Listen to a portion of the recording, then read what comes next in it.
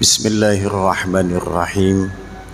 Assalamualaikum warahmatullahi wabarakatuh. Alhamdulillah mu'izzi man ata'ahu wa taqah wa mudhilli man khalafa amrahu wa asah. Ashhadu an la ilaha illallah wahdahu la syarika lah wa ashhadu anna Muhammadan abduhu wa rasuluh. Allahumma salli wa sallim ala nabiyyika wa rasulika Muhammad ibn Abdullah sallallahu alaihi wasallam wa ala alihi wa ashabihi wa dzurriyyatihi, amma ba'du. Jamaah Masjid Jami'al Muttaqin yang kami hormati, bil khusus Ketua DKM Masjid Al-Muttaqin Pura Bojonggede, yakni Al-Ustadz Salim, dan segenap pengurus yang ada di dalamnya. Mudah-mudahan senantiasa Allah meningkatkan keimanan dan ketakwaan di dalam diri kita kepada Allah Subhanahu wa ta'ala. Amin ya rabbal alamin. Bapak-bapak dan jamaah sekalian, sebelumnya saya mohon maaf di mana yang bulan lalu seyogyanya saya terjadwal karena sakit, saya tidak bisa hadir. Dan malam ini pun hampir saya tidak bisa hadir kembali. Saya hubungi Bapak Tri, Ustadz Salim, mudah-mudahan qadarullah saya bisa hadir. Saya dari pagi berangkat jam 6, acara di Jakarta jam 7. Lalu jam 9 saya kembali, acara di Al-Furqan jam 10. Lalu ba'da zuhur saya berangkat lagi ke Jakarta, acara di sana. Lalu ba'da asar tadi pun sempat isi pengajian dulu di Jakarta. Jam 5 saya berangkat ngebut, alhamdulillah sampai di Al-Muttaqin. Jadi saya belum pulang ke rumah. Nah, mohon maaf, yang kedua saya nggak bawa kitabnya. Kalau saya pulang dulu khawatir dilihat Ustaz Salim nggak ada, lalu batal lagi. Saya bilang sama beliau, malu saya nih. Aduh, kayaknya nggak tepat mulu jadwal saya. Mungkin saya bilang sama beliau, mungkin diganti aja kali saya gitu kan. Bisa diisi dengan ustadz yang lain ya. Karena saya belum bisa menjaga nih istiqomah yang sebulan sekali gitu. Tapi tadi saya bilang ke beliau, saya nggak bawa kitabnya, bagaimana? Nggak jadi masalah. Walaupun pengajian ini sebulan sekali, saya masih ingat batasan kajian di sini tentang tazkiyatun nafs. Kita sudah membahas tentang taubat. Taubat adalah maqamat pertama atau pintu awal untuk memasuki gerbang di mana hati ini menjadi bersih. Lalu setelah kita riyadhah di dalam taubat, istighfar dalam setiap salah, bertaubat dalam setiap dosa, menjaga diri ini, semua yang ada pada badan ini tidak melakukan dosa, maksiat dan kesalahan kepada Allah, maka berikutnya kita meningkat kepada maqamat yang selanjutnya, yakni maqamat sabar. Sabar pun sudah kita lalui. Sabar itu adalah sesuatu tanpa batas. Kalau kemudian ungkapan yang viral di masyarakat, sabar itu ada batasnya, maka kalimat itu sesungguhnya salah. Sabar itu tiada batas, sebab sabar itu adalah ibadah, dan ibadah itu tiada batas. Sampai ia masih ada ruh di dalam dirinya, maka sepanjang itu dia terus ibadah kepada Allah. Maka setelah taubat kita lalui, kemudian sabar kita lalui, yang kemudian yang ketiga adalah zuhud. Zuhud itu adalah sebuah sifat yang tidak melulu dunia yang menjadi motivasi kita melakukan satu pekerjaan. Zuhud itu mengutamakan akhirat tetapi masih memiliki interest terhadap dunia. Jadi jangan mengartikan orang yang zuhud itu pakaiannya compang-camping, lalu nggak butuh minum, lalu nggak butuh makan, sederhana dibuat-buat, pesannya lusuh di hadapan Allah, tidak butuh urusan yang bernuansa duniawi, tidak. Zuhud itu adalah sesuatu yang tetap dia mengambil hak dunianya, tapi tidak menjadikan dunia sebagai pandangan utama jalan hidup. Bapak masih ingat seminggu ini masih hangat tentang Crazy Rich, anak-anak muda yang tajir super, yang ternyata ketika diteliti dia mengumpulkan dana 70 bahkan 80 miliar dalam 1 bulan. Itu dahsyat sekali. Orang yang investasi bingung, semua tepok jidat, aduh duit saya, aduh tabungan saya. Harus yang kita bisa lihat, kenapa kemudian di masyarakat kita muncul yang kayak begitu. Ingin cepat kaya tapi nggak mau capek, nggak mau kerja keras, tapi menghasilkan sesuatu yang banyak. Ini adalah satu penyakit yang dikhawatirkan oleh baginda Nabi SAW.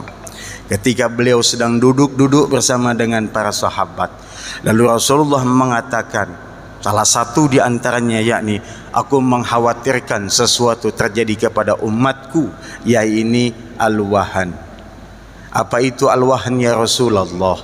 Al-wahan itu adalah hubbud dunia, terlalu cinta dunia yang berlebih, sampai kemudian ia mau melangkah kalau ada nilai materi di dalamnya, ia mau berbuat kalau ada nilai materi di dalamnya, tapi kalau tidak ada nilai materinya maka ia tidak mau melakukannya.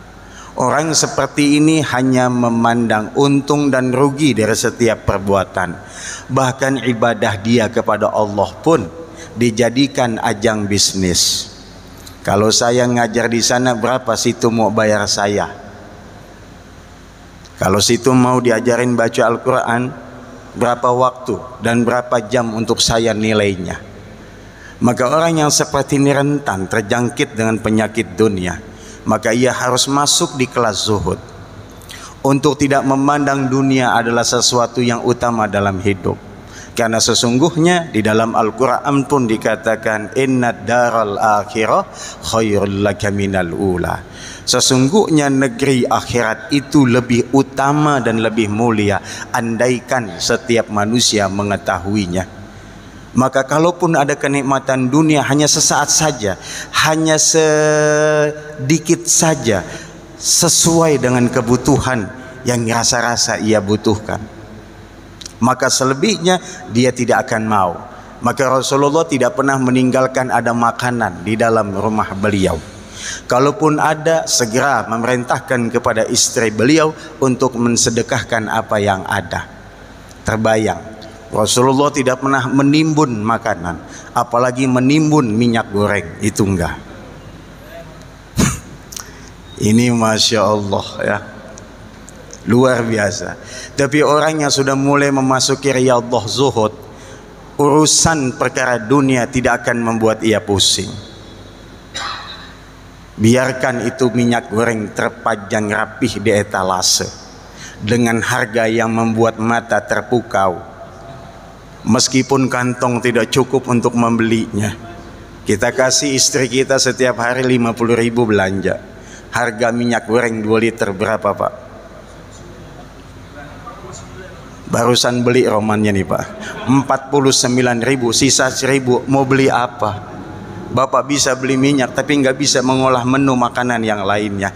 Orang yang sudah masuk kepada kelas zuhud itu tidak akan membuat pusing. Segala sesuatu sudah menjadi qadarullah, sudah menjadi kehendak Allah. Kenapa kemudian kita mesti mengatur apa yang sudah Allah atur? Mengapa kita ingin mengubah sesuatu yang memang sudah Allah jadikan dan terjadi? Maka orang yang zuhud, dia akan berpikir sesuatu yang lain.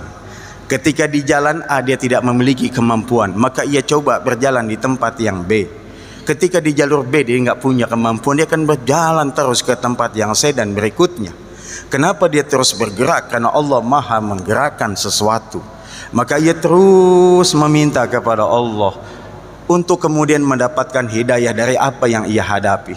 Ia tidak ribut di medsos, ia tidak membuat lelah lisannya bicara sesuatu yang tidak manfaat, kecuali Allah yang dia sebutkan dalam lisannya, kecuali Allah yang menyibukkan hatinya untuk tetap adanya Allah di sini, dan pikirannya tidak lagi dia terperangkap dengan urusan dunia.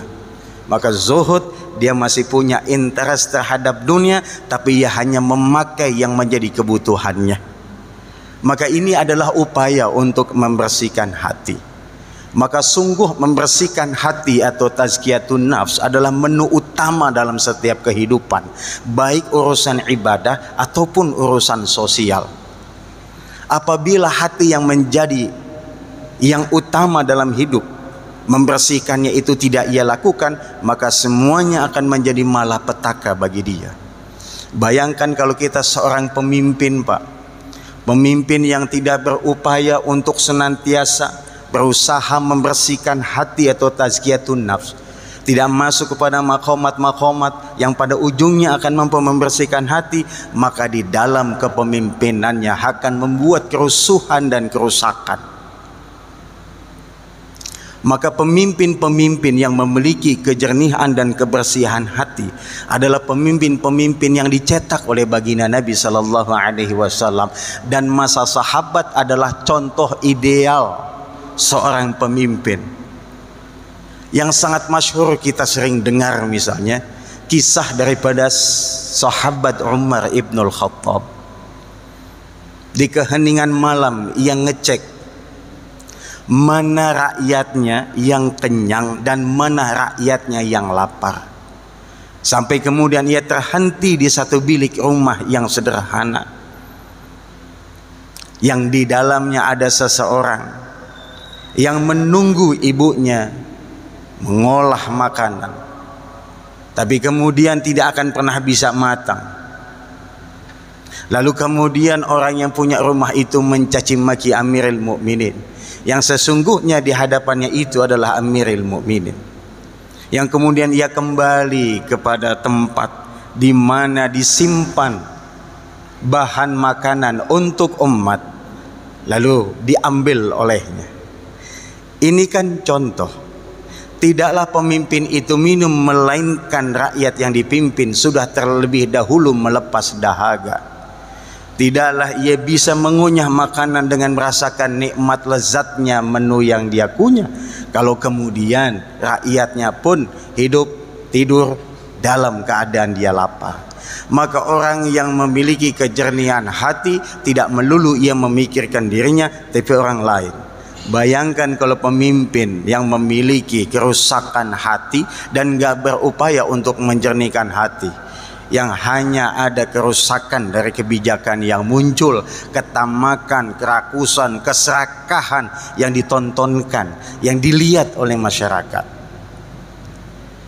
Begitupun setiap kita. Seorang suami yang apabila hatinya kotor, maka ia akan menciptakan kerusakan di dalam rumah tangga. Ia tidak peduli dengan amanah istri dan anak-anaknya yang Allah titipkan kepada dia. Maka ia tidak peduli dengan apa dan seperti apa rumah tangga ke depannya itu. Apakah anak ini menjadi soleh atau tidak, anak ini menjadi soleha atau tidak, istri ini menjadi baik atau tidak. Ia tidak mempedulikannya. Maka nilai-nilai agama tidak masuk di dalam rumah tersebut. Suami yang hatinya bersih, yang ada dia masuk dalam maqamat tazkiyatun nafs, maka setiap saat dia berupaya agar rumah tersebut menjadi hidup dengan nilai-nilai agama. Ia akan resah kalau istri belum berjilbab. Ia akan resah kalau anak-anaknya belum bisa membaca Al-Quran. Nah, maka ini adalah contoh bapak-bapak yang memiliki kebersihan hati. Amin. Diem aja, Pak. Kalau tidak jernih hati, tidak mungkin juga mau duduk berlama-lama setelah maghrib sampai dengan isya nanti. Hanya orang yang memiliki kebeningan hati, ia betah di tempat-tempat yang bersih. Hanya hati yang berupaya untuk tetap masuk cahaya ilahi, yang dia betah di mana tempat itu ada cahaya ilahi. Majelis ta'lim itu kan raudhah min riyadil jannah, Pak. Taman dari taman-taman surga.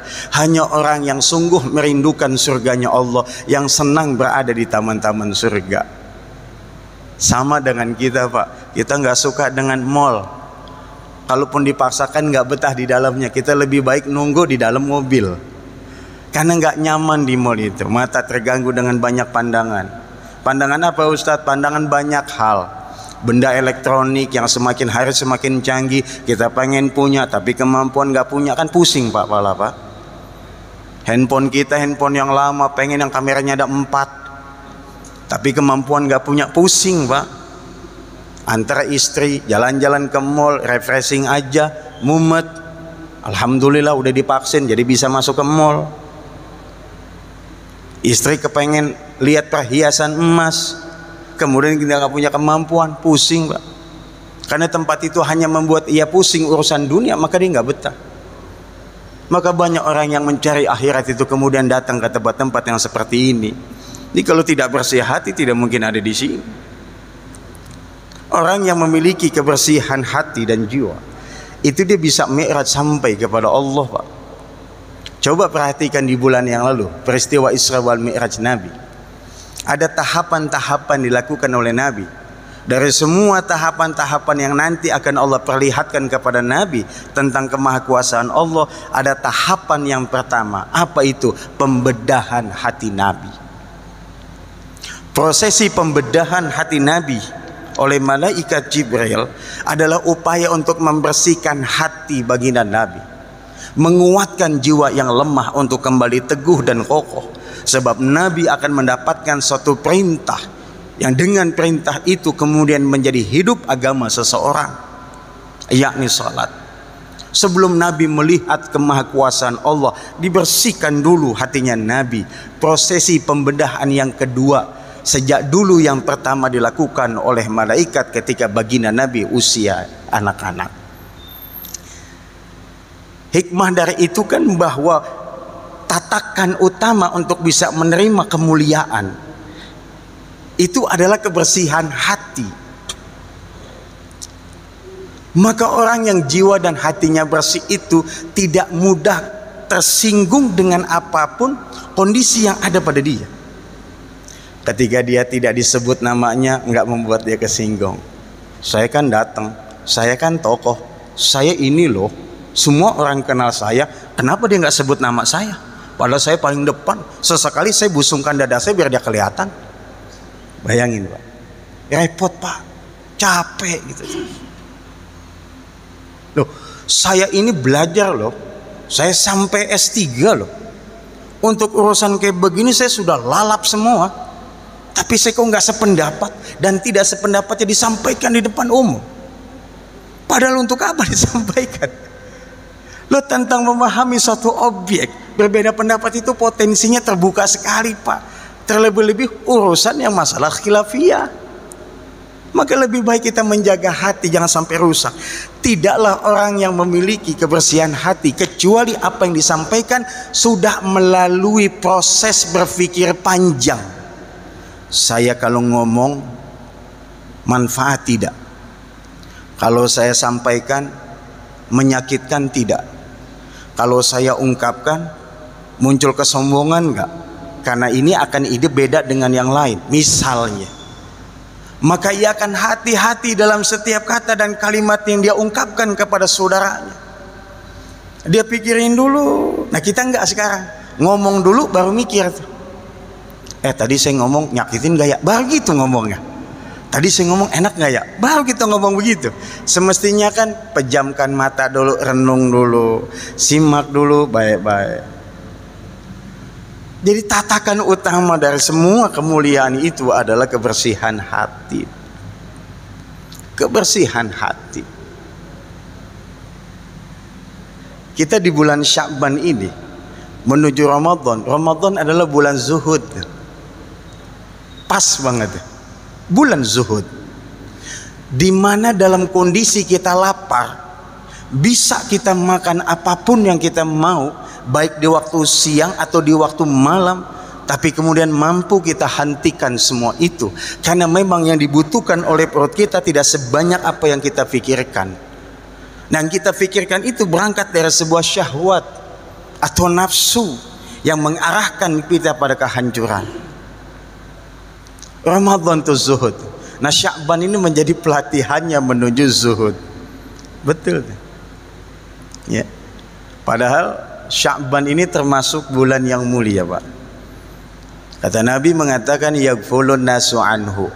Manusia banyak melupakan ini bulan Sya'ban karena diapit oleh bulan Rajab dan bulan Ramadan. Sya'ban ini, kata Syekh Abdul Rahman As-Sawfuri di dalam kitabnya Nuzhatul Majalis wa Muntakhabun Nafais, Sya'ban ini dia memiliki beberapa makna sesuai dengan huruf yang ada pada kata Sya'ban gitu. Sya'ban itu hurufnya apa aja, Pak? 1 shin, 2 ain ya. Kalau kita kan dulu ngaji gitu ya, belum ada fathah, belum ada kasrah, belum dhamma. Pertama alif, ba, ta, sa, jim, ha, kha dan seterusnya. Ketika dikasih fathah maka huruf itu bisa berubah bunyinya. Nah, anak-anak kita sekarang belajar iqra langsung a, ba, ta, sa. Kita kasih tanda huruf jim, dia bilang ja gitu. Kalau kita kasih kasrah ji, dia bilang enggak. Kalau kasrah hilang, fathah hilang, dhamma hilang, jadinya apa? Ja. Padahal jim. Gitu kan? Kita dulu belajar tuh kayak gitu. Nah, Sya'ban shin, lalu ain, lalu ketiga ba, keempat alif atau hamzah, yang kelima nun. Keutamaan Sya'ban kata Syekh Abdul Rahman itu ada pada singkatan. Ini ijtihad beliau. Shin yang pertama bermakna asyarafu. Kalau alif lamnya nggak dipakai jadi syarafun. Kalau alif lam jadi ma'rifat. Nah, kalau kita pengen baca tanwin syarafun berarti menjadi nakirah. Karena isim nakirah itu tidak membutuhkan alif lam. Alif lam tidak membutuhkan tanwin. Jadi kalau kita ingin membaca dhamma berarti asyarafu, tambahkan alif lam di depannya. Nah, kalau kita ingin saya nggak demen baca asyarafu, saya pengen ada unnya syarafun, ya berarti alif lamnya dibuang gitu. Jadi asyarafu adalah kemuliaan. Kemuliaan di bulan Sya'ban salah satu di antaranya yakni Allah menurunkan surah Al-Baqarah ayat 144 tentang pemindahan arah kiblat. Allah turunkan ayat itu pada bulan Sya'ban, di mana Allah berfirman, sesungguhnya kami melihat engkau ya Muhammad, wajahmu selalu menengadah ke langit. Maka aku pindahkan, aku arahkan kiblat yang engkau sukai, maka hadapkan wajahmu ke Masjidil Haram. Yang awalnya Nabi sholat kiblatnya menghadap Masjidil Aqsa, kemudian Allah pindahkan ke Mekah, tepatnya di Ka'bah Al-Mukarramah di kota Mekah, itu ada pada bulan Sya'ban. Ini menjadi sejarah penting bagi umat Islam, di mana salat kita menghadap ke arah kiblat yang ada di Ka'bah kota Mekah, bukan lagi di Palestina, Masjidil Aqsa. Itu ada pada bulan Sya'ban, maka dikatakan bulan yang mulia. Yang kedua, hurufnya adalah ain, maknanya al-ulu, kehormatan, derajat, sesuatu yang tinggi. Tidaklah sahabat melihat Nabi ketika berpuasa di bulan Sya'ban begitu semangat dibanding bulan-bulan yang lainnya, karena di dalam bulan ini ada derajat ketinggian, al-ulu.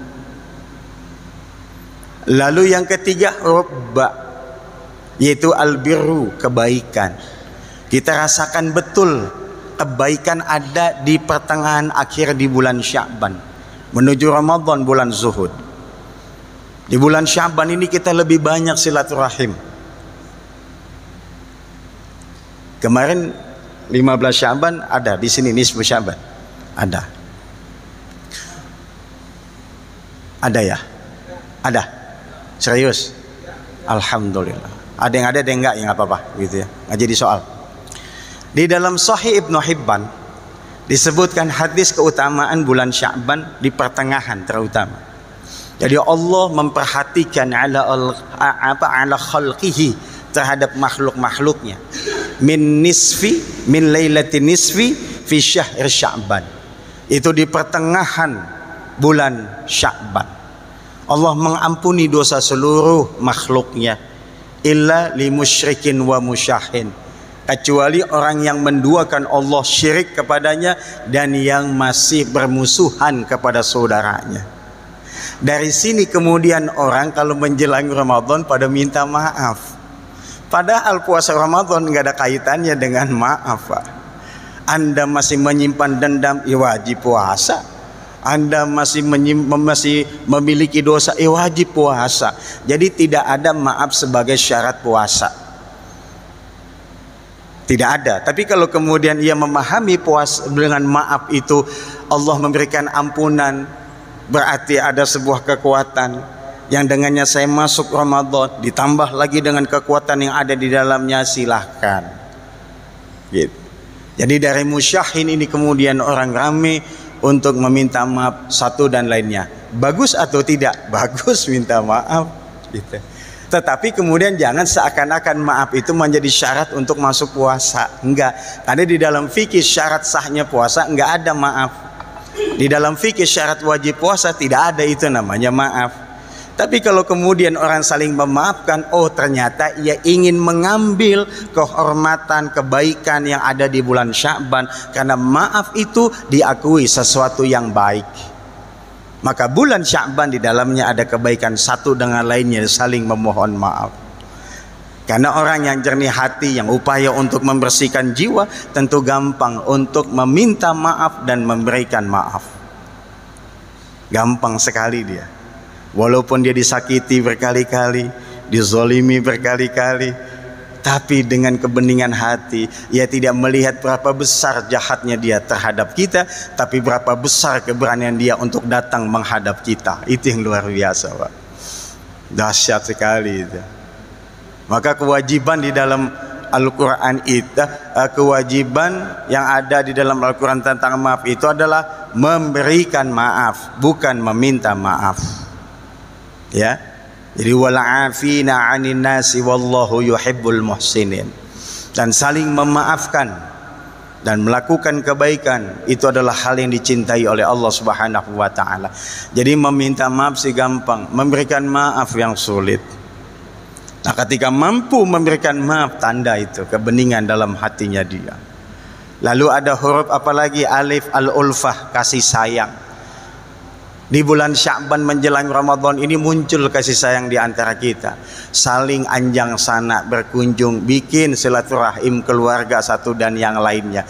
Kalau di Jawa ada bahasa munggahan. Munggah ya. Silaturahim satu dengan lainnya.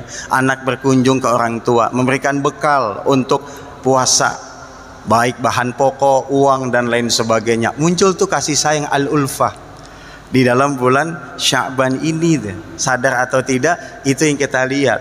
Nah, bahkan Kementerian Perhubungan sudah memberikan aba-aba 1 minggu menjelang Ramadan akan terjadi kemacetan di mana-mana, dan jangan melintas beberapa titik, salah satunya pemakaman, karena tentu orang akan banyak datang berziarah dan lain sebagainya, dan mal-mal serta pasar. Nah, berarti prediksi ini menunjukkan orang begitu bergerak luas untuk saling berkasih sayang satu dengan yang lainnya. Dan yang terakhir itu huruf nun, an-nur, yang artinya cahaya. Ketika Allah memberikan ampunan kepada kita, bentuk kasih sayang dan cahaya Allah untuk manusia. Nah, maka Sya'ban ini muncul. Setelahnya adalah Ramadan. Ini adalah bulan zuhud, di mana kita mulai menjaga semua yang ada urusan dunia. Kita lebih mendekatkan kepada Allah. Kalau zuhud itu ada di Ramadan. Nah, maka karena itu raihlah Ramadan yang akan datang dengan sungguh-sungguh. Jangan sampai ibadah lalu begitu saja tanpa ada asar. Dan niatkan dengan rencana yang baik. bahwa Ramadan ini harus jauh lebih baik daripada Ramadan yang sebelumnya. Insya Allah. Kesimpulannya adalah bahwa setelah kita melewati maqamat taubat, maqamat sabar, maqamat zuhud adalah pintu ketiga dalam upaya untuk membersihkan hati. Raihlah zuhud dengan apapun dan bagaimanapun caranya. Teruslah meraih ilmu yang kemudian muncul sebuah pemahaman yang dengannya Allah akan memberikan hidayah kepada dia dan dia menjadi orang yang zuhud. Sahabat-sahabat Nabi itu zahid. Ya, Abu Darda yang paling masyhur, Abu Hurairah, ya, Ibn Mas'ud, apalagi itu. Ini orang-orang yang zuhud. Ya, beda dengan Abu Bakar, beda dengan Abdurrahman bin Auf, beda dengan Tolhah dan lain sebagainya, beda dengan sahabat Utsman. Nah, belajar tentang tazkiyatun nafs bukan berarti memposisikan kita kemudian berpura-pura miskin. Tidak, Pak. Kaya pun menjadi mulia apabila kemudian kekayaan itu menjadi jalan untuk menuju Allah.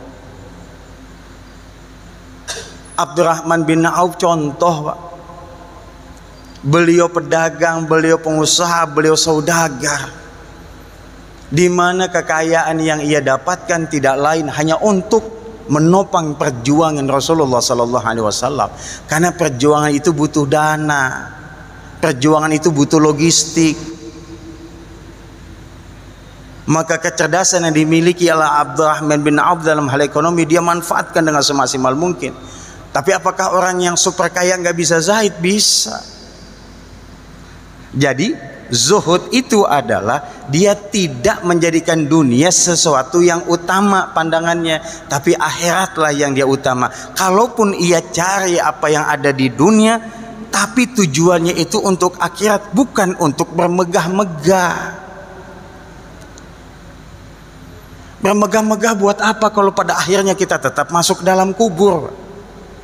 Kain kafan kita nggak punya kantong yang bisa menampung uang kita, baik pecahan 50 ribuan atau 100 ribu. Yang bisa masuk dan ngikut ke dalam kubur nanti adalah harta benda yang sudah kita sedekahkan, yang kita zakatkan. Nah, kita belum nyampe nih dalam hal ini. Kadang-kadang sedekah itu hanya asal aja, yang penting ada yang keluar.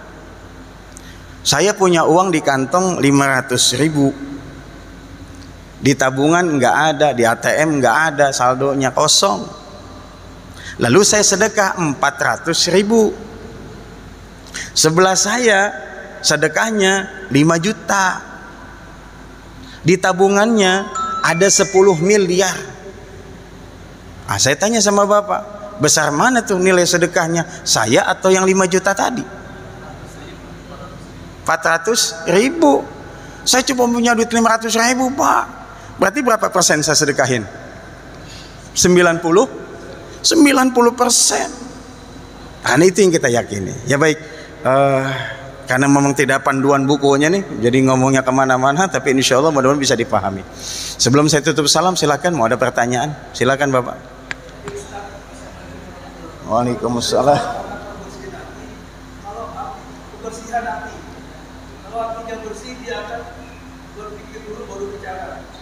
Bagaimana kalau ada orang yang mengatakan 168 ulama itu radikal dengan kebersihan?